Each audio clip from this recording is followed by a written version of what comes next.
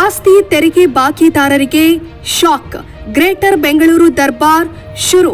ನ್ಯಾಯಾಲಯದ ಮೊರೆ ಹೋಗುವವರ ಅಕ್ರಮ ಆಸ್ತಿಗಳು ಸಕ್ರಮವಾಗುತ್ತಾ?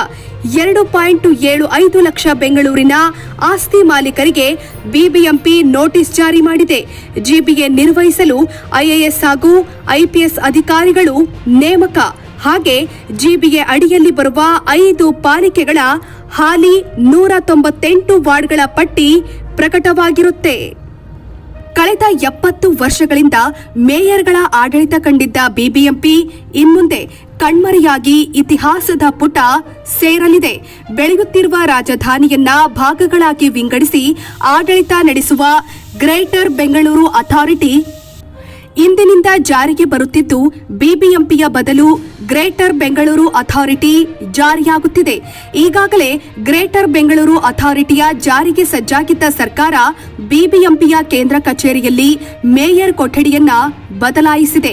ಮೇಯರ್ಗಳ ಫೋಟೋ ತೆರವು ಕೂಡ ಮಾಡಲಾಗಿದೆ. ಈಗಾಗಲೇ ಐಎಎಸ್ ಐಪಿಎಸ್ ಹುದ್ದೆಗಳನ್ನು ಗ್ರೇಟರ್ ಬೆಂಗಳೂರು ಅಥಾರಿಟಿಯ ಸ್ವರೂಪಕ್ಕೆ ತಕ್ಕಂತೆ ಹಂಚಿಕೆ ಮಾಡಲಾಗಿದೆ. ಈ ಹಿಂದೆ ಬಿಬಿಎಂಪಿಗೆ 16 ಐಎಎಸ್ 2 ಐಪಿಎಸ್ ಹುದ್ದೆಗಳನ್ನು ಮಂಜೂರು ಮಾಡಲಾಗಿತ್ತು.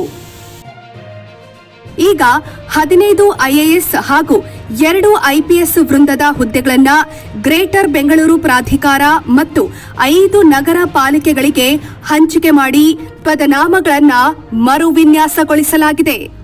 ಬೆಂಗಳೂರನ್ನ 5 ನಗರ ಪಾಲಿಕೆಗಳಾಗಿ ವಿಭಜಿಸುವ ಗ್ರೇಟರ್ ಬೆಂಗಳೂರು ಪ್ರಾಧಿಕಾರದ ರಚನೆ ಮಾಡಲಾಗಿದ್ದು, ಸಿಎಂ ಸಿದ್ದರಾಮಯ್ಯ ಅವರು ಗ್ರೇಟರ್ ಬೆಂಗಳೂರು ಪ್ರಾಧಿಕಾರದ ಅಧ್ಯಕ್ಷರಾಗಿ, ಬೆಂಗಳೂರು ನಗರಾಭಿವೃದ್ಧಿ ಸಚಿವ ಡಿಸಿಎಂ ಡಿಕೆ ಶಿವಕುಮಾರ್ ಉಪಾಧ್ಯಕ್ಷರಾಗಿ, ಕೇಂದ್ರ ಹಣಕಾಸು ಸಚಿವೆ ನಿರ್ಮಲಾ ಸೀತಾರಾಮನ್ ಸೇರಿ 73 ಮಂದಿಯನ್ನ ಪದನಿಮಿತ್ತ ಸದಸ್ಯರನ್ನಾಗಿ ನೇಮಕ ಮಾಡಲಾಗಿದೆ. ಇನ್ನು ಜಿಬಿಎಗೆ ಸದಸ್ಯರಾಗಿ ಬೆಂಗಳೂರಿನ 3 ಸಂಸದರು, ಬೆಂಗಳೂರು ವ್ಯಾಪ್ತಿಯ ಶಾಸಕರನ್ನ ನೇಮಿಸಲಾಗಿದೆ. ಇತ್ತ ಈ ಹಿಂದೆ ವಲಯಗಳಾಗಿ ಇದ್ದ ಬಿಬಿಎಂಪಿಯನ್ನ ಜಿಬಿಎ ಅಡಿಯಲ್ಲಿ 5 ಭಾಗಗಳಾಗಿ ಗುರುತಿಸಲಾಗಿದ್ದು, ಕೇಂದ್ರ, ಬೆಂಗಳೂರು ಪೂರ್ವ, ಬೆಂಗಳೂರು ಪಶ್ಚಿಮ, ಬೆಂಗಳೂರು ಉತ್ತರ, ಬೆಂಗಳೂರು ದಕ್ಷಿಣ ನಗರಗಳಾಗಿ ವಿಭಜಿಸಲಾಗಿದೆ. ಇತ್ತ ಸರ್ಕಾರ ಅಧಿಕೃತ ಅಧಿಸೂಚನೆ ಹೊರಡಿಸುತ್ತಿದ್ದಂತೆ ಬಿಬಿಎಂಪಿಯ ಬದಲು ಜಿಬಿಎ ಆಡಳಿತ ರಚಿಸಲು ತಯಾರಿ ನಡೆಸಿದೆ.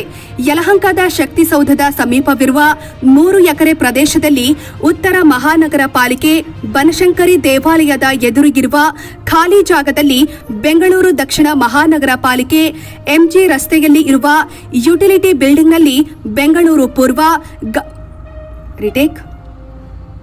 ಗೋವಿಂದರಾಜನಗರದ ಕನಕ ಭವನದಲ್ಲಿ ಬೆಂಗಳೂರು ಪಶ್ಚಿಮ ಹಾಗೂ ಜಿಬಿಎ ಕೇಂದ್ರ ಕಚೇರಿಯಾಗಿ ಕಾರ್ಯನಿರ್ವಹಿಸುವ ಸಾಧ್ಯತೆಯಿದೆ.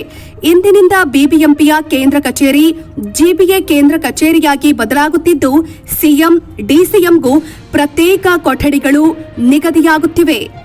ಸದ್ಯ ಸರ್ಕಾರದ ಅಧಿಕೃತ ಸೂಚನೆ ತನಕ 198 ವಾರ್ಡ್ಗಳು ಕಾರ್ಯನಿರ್ವಹಿಸಲಿವೆ. ಹೊಸ 5 ನಗರ ಪಾಲಿಕೆಗಳನ್ನ ಸರ್ಕಾರ ಅಧಿಸೂಚಿಸಲಾಗಿದೆ.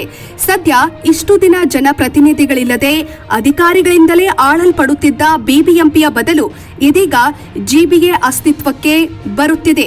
ಇತ್ತ ಜಿಬಿಎ ಜಾರಿ ಬಳಿಕ ರಾಜಧಾನಿಯಲ್ಲಿರುವ ಸಮಸ್ಯೆಗಳಿಗೆ ಪರಿಹಾರ ಸಿಗುತ್ತಾ? ಬೆಂಗಳೂರಿನ ಅಭಿವೃದ್ಧಿಯ ಕೆಲಸಗಳಿಗೆ ವೇಗ ಸಿಗುತ್ತಾ ಅನ್ನೋದನ್ನ ಕಾದು ನೋಡಬೇಕಾಗಿದೆ. ಮುಂದುವರಿದು ಬೆಂಗಳೂರಿನಲ್ಲಿ ಆಸ್ತಿ ತೆರಿಗೆ ಬಾಕಿ ಉಳಿಸಿಕೊಂಡ 2.75 ಲಕ್ಷ ಸುಸ್ತಿದಾರರಿಗೆ ಬಿಬಿಎಂಪಿ ನೋಟಿಸ್ ಕೊಟ್ಟಿದೆ. 786.86 ಕೋಟಿ ರೂಪಾಯಿ ತೆರಿಗೆ ಬಾಕಿ ಉಳಿಸಿಕೊಂಡಿರುವ ಆಸ್ತಿ ಮಾಲೀಕರಿಗೆ ಎಲೆಕ್ಟ್ರಾನಿಕ್ ಡಿಮ್ಯಾಂಡ್ ನೋಟಿಸ್ ಕಳುಹಿಸಲಾಗಿದೆ.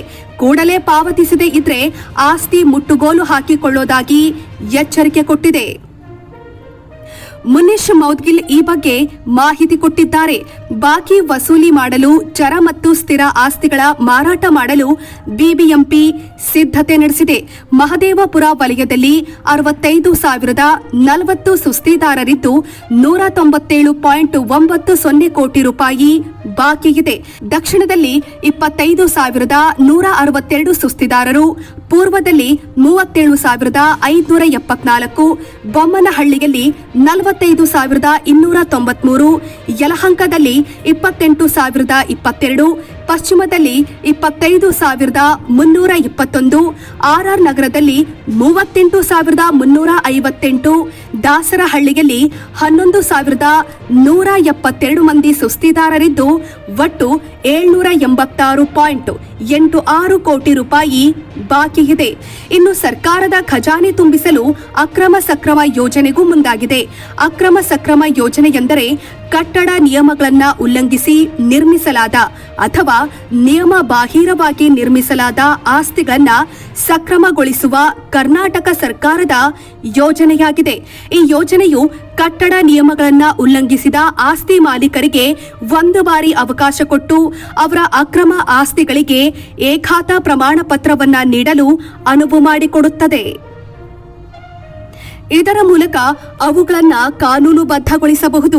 ಈ ಯೋಜನೆಗೆ ಸಂಬಂಧಿಸಿದಂತೆ ಅರ್ಜಿಯ ಗಡುವನ್ನ ಹಲವು ಬಾರಿ ವಿಸ್ತರಿಸಲಾಗಿದೆ ಮತ್ತು ಉಲ್ಲಂಘನೆಯ ತೀವ್ರತೆಯನ್ನ ಆಧರಿಸಿ ದಂಡವನ್ನ ವಿಧಿಸಲಾಗುತ್ತದೆ. ಹೀಗೆ ಸರ್ಕಾರ ಹೇಗೆಲ್ಲ ಖಜಾನೆ ತುಂಬಿಸಬಹುದೋ ಅದೆಲ್ಲವನ್ನ ಯೋಚಿಸುತ್ತಿದೆ. ಮುಂದೆ ಯಾರೆಲ್ಲ ನ್ಯಾಯಾಲಯದ ಮೊರೆ ಹೋಗುತ್ತಾರೋ ಅವರೆಲ್ಲರ ಅಕ್ರಮಗಳನ್ನ ಸಕ್ರಮಗೊಳಿಸುತ್ತದೋ ಅನ್ನೋದನ್ನ ಕಾದು ನೋಡಬೇಕಾಗಿದೆ. ಒಟ್ಟಾರೆ ಜಿಬಿಎ ಜಾರಿಯಾದ ಮೇಲೆ ಪಕ್ಷಗಳ ಗುತ್ತಿಗೆದಾರರ ಲಾಭಿಗಳು ಎಷ್ಟರ ಮಟ್ಟಿಗೆ ಸದ್ದು ಮಾಡಬಹುದು ಅಂತ, ಹಾಗೆಯೇ ಈ ಯೋಜನೆಯಿಂದ ಪಾಲಿಕೆ ಸದಸ್ಯರುಗಳು ತಮ್ಮ ಚುನಾವಣೆ ಪ್ರಕ್ರಿಯೆಗೆ ತಯಾರಾಗುತ್ತಾರೋ ಅಥವಾ ಪುನಃ ನ್ಯಾಯಾಲಯದ ಮೊರೆ ಹೋಗುತ್ತಾರೋ ಅನ್ನೋದನ್ನ ಕಾದು ನೋಡಬೇಕಾಗಿದೆ. ವೀಕ್ಷಕರೇ, ಈ ಸುದ್ದಿ ನಿಮಗೆ ಇಷ್ಟವಾದಲ್ಲಿ ನಮ್ಮ ಚಾನೆಲ್ ಅನ್ನು ಸಬ್ಸ್ಕ್ರೈಬ್ ಮಾಡಿ, ಲೈಕ್ ಮಾಡಿ ಹಾಗೂ ಶೇರ್ ಮಾಡಿ.